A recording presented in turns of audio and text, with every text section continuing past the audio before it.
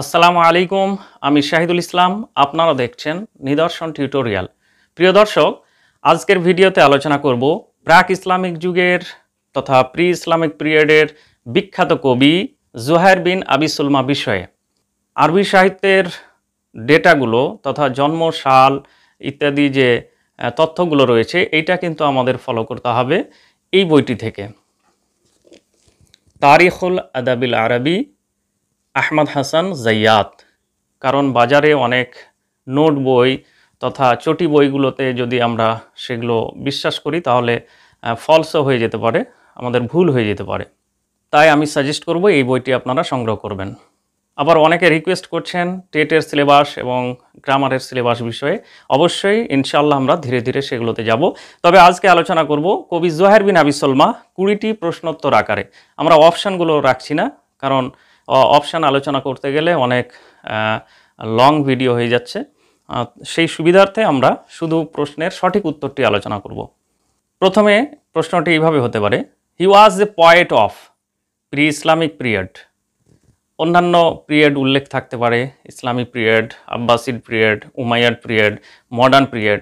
তো সেখানে আমাদের অপশানটি মনে রাখতে হবে, he was a poet of pre Islamic poet. দ্বিতীয়ত, he is a poet of dash দিয়ে অনেক অপশান থাকতে পারে। মুআল্লাকাত পয়েট, তিনি মুআল্লাকাতের একজন কবি ছিলেন, এই অপশানটি আমাদের জানতে হবে। মুআল্লাকাতকে ইংলিশে যেমন 7 হ্যাংড পয়েট বলে। এরপর হিজ ফুল নেম ইজ, অনেক সময় প্রকৃত নাম আসতে পারে, আল ইসমুত্তাম, ফুল নেম।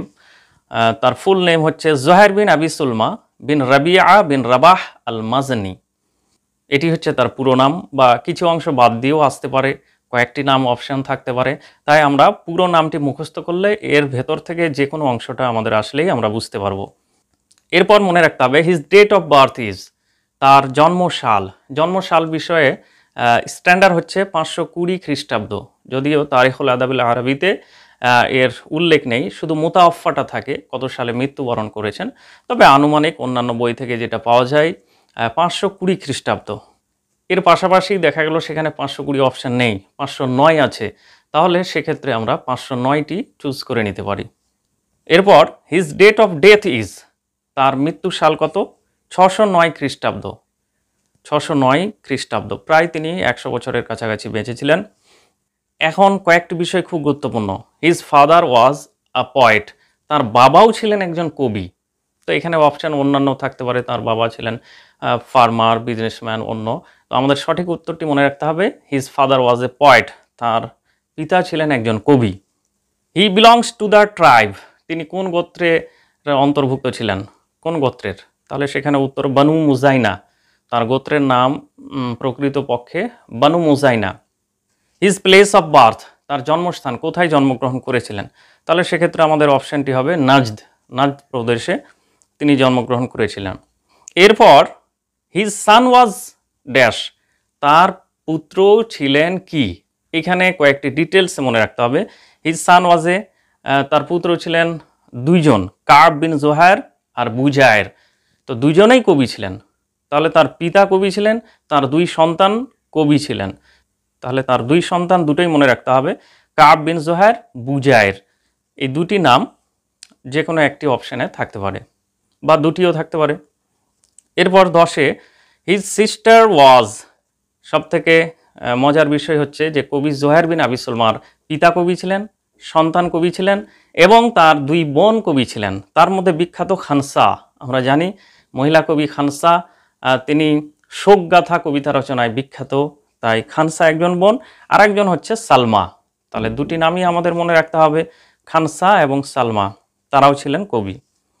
হিজ ওয়াইফ, অনেক সময় প্রশ্ন আসতে পারে, হিজ ওয়াইফ বা বিলাভড, লাভার একই, প্রেমিকা, মাশুকা, মাহবুবা। তার যদি অপশান আসে তাহলে এই টার্মগুলো মনে রাখতে হবে। হতে পারে ওয়াইফ, হতে পারে বিলাভড, হতে পারে মাহবুবা, হতে পারে মাশুকা। তাহলে মনে রাখতে হবে উম্মে আউফা, তার যে মুআল্লাকাত কবিতা রচনা করেছেন তার প্রথম লাইনেই তার প্রেমিকা উম্মে আউফার স্মরণ দিয়ে শুরু হচ্ছে। তাহলে আরও একটি এখানে উল্লেখ্য যে উম্মে আউফা ছিলেন তার মাহবুবা এবং স্ত্রী, দ্বিতীয়ত এই উম্মে আওফার সঙ্গে কোনো একটা কারণে বিবাহ বিচ্ছেদ হয়। দ্বিতীয় বিয়ে করেছিলেন, সেটাও বানু গতফান থেকে, দুজনেই বানু গতফান। কাশবা বিনতে আম্মার আল গতফানিয়া, তার দ্বিতীয় স্ত্রীটাও মাথায় রাখতে হবে, কোনো কিছু ছাড়া যাবে না। কাশবা বিনতে আম্মার আল গতফানিয়া। এরপর গুরুত্বপূর্ণ বিষয় যে তার কাসিদা মুআল্লাকাত যে শুরু হচ্ছে, তার প্রথম লাইনটি আমাদের জেনে রাখতে হবে। এখান থেকেও প্রশ্ন হয়ে যেতে পারে। বিগত দিনে আমরা দেখেছি, আমিন উম্মে আওফা দিমনাতুন লাম তাকাল্লামি বিহাউমানাতিদ দুররাজি ফাল মুতাসাল্লামি। এখানে উম্মে আওফার স্মরণে তার স্মৃতি জাগ্রত হচ্ছে কবির মনে, সেই সব স্থানগুলো দেখার পর, এবং সেগুলো কথা বলছে না কিন্তু স্মৃতিতে চলে আসছে। এই উম্মে আওফা বিষয়ে বলেছে। এখানে প্রশ্ন হতে পারে হু সেড দিস, কে বলেছে? তাহলে আমাদের মনে রাখতে হবে উম্মে আওফাটাকে আমাদের স্মৃতিতে রাখতে হবে বিশেষ করে, তাহলে মনে পড়ে যাবে। তাহলে জুহাইর বিন আবি সলমা বলেছেন, বা হুয়াজ উম্মে আওফা, এখান থেকে হয়তো দিয়ে দিল যে উম্মে আওফা রেফার্স টু, বা হুয়াজ উম্মে আওফা, তখন আমাদের মনে রাখতে হবে যে তার স্ত্রী ছিলেন, তার প্রেমিকা ছিলেন, মাশুকা ছিলেন, মাহবুবা ছিলেন। এরপর হু ইজ কল্ড আশ-শায়রুল হাকিম। শায়রুল হাকিম বা ইংলিশে এটিকে বলা হয় দ্য ফিলোসফার পয়েট। যেহেতু তার কবিতায় বহু উপদেশাবলী, জ্ঞানগর্ভ আলোচনা এবং বিশেষ করে উপমা দিয়ে তিনি কবিতা রচনা করেছেন, অশ্লীলতাকে বর্জন করে, তাই তাকে বলা হয় আশ-শায়রুল হাকিম তথা ফিলোসফার পয়েট। এরপর in which tribe was he parented, কোন গোত্রে তিনি লালিত পালিত হয়েছিলেন? গোত্র বানু গতফান। তাহলে এটাকেও মাথায় নোট করে রাখতে হবে যে বানু গতফানে তিনি লালিত পালিত হয়েছিলেন। এরপর the battle was coming between two tribe. বিশেষ করে তার মুআল্লাকাতে আমরা দেখতে পাই যে দুটি গোত্রের মধ্যে দীর্ঘদিন থেকে একটা বিবাদ এবং লড়াই, ঝামেলা চলে আসছিল। তার কবিতায় আমরা দেখতে পাই দুটি গোত্র আবস এবং জুবিয়ান একে অপরের সঙ্গে রক্তক্ষয়ী ঝগড়া এবং বিবাদ, লড়াই হতো। তো এই আবস এবং জুবিয়ান দুটি গোত্রের নাম আমাদের মনে রাখতে হবে। হু মেড সুলাহ বিটুইন আবস ও জুবিয়ান, মানে আবস ও জুবিয়ানের মধ্যে কে মীমাংসা করেছিলেন? দুইজন ব্যক্তিত্ব, মুররা গোত্রের প্রভাবশালী ব্যক্তিত্ব, দায়িত্ব নিয়ে এই দুই গোত্রের মধ্যে সমাধান করেছিলেন। তারা দুইজন হচ্ছেন হারিস বিন আউফ আর হারাম বিন সিনান। এই দুইজন মুররা গোত্রের হলেও তারা দায়িত্ব নিয়ে নিলেন যে আমরা এই বিবাদকে মেটাবো, এবং যে দিয়াত, একে অপরের যে নিহত হয়েছে ব্যক্তিগণ, তাদের ক্ষতিপূরণ হিসেবে 300 উট, এটাও মনে রাখতে হবে তার পরিমাণটা মোটামুটি 300 উট পরিমাণ হলেও আমরা দায়িত্ব নিচ্ছি, এগুলো দিয়ে আমরা সমাধান করব।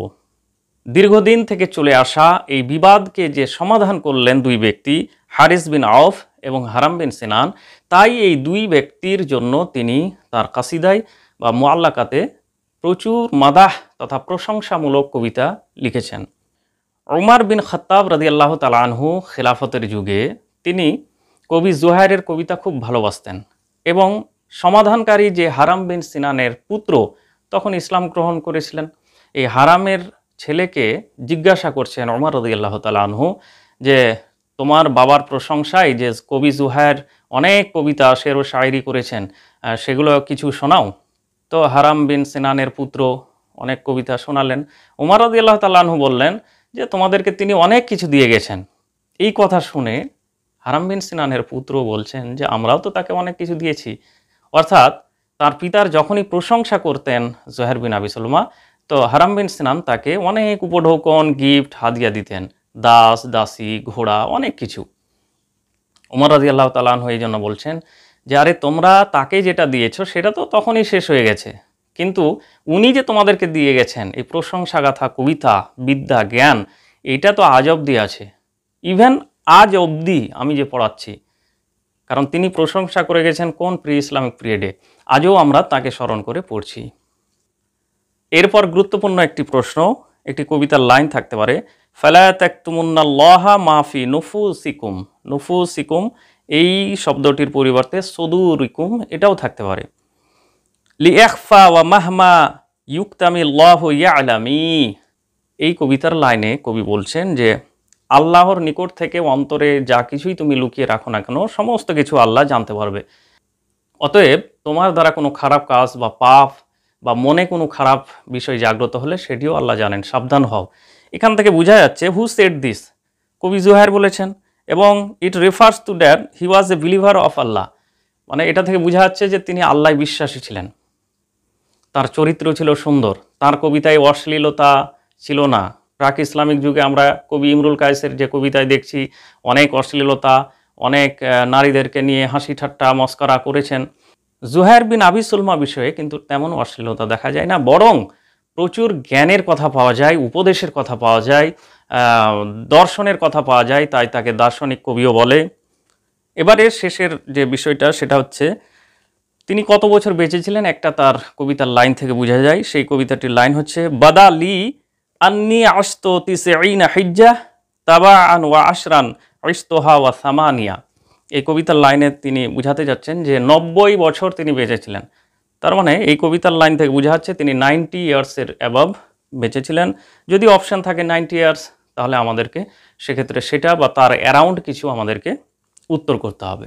শর্টকাট কোনো সাফল্যের চাবিকাঠি হতে পারে না, আপনাকে মেহনত করতেই হবে, এবং ডিটেলসে যদি করে যান তাহলে আপনার কনফিডেন্স অনেক বেশি হাই থাকবে, ইনশাআল্লাহ আপনি ক্র্যাক করবেনই পরীক্ষা। তাই ডিটেলসে খুঁটিনাটি এইভাবে পড়ে যাবেন।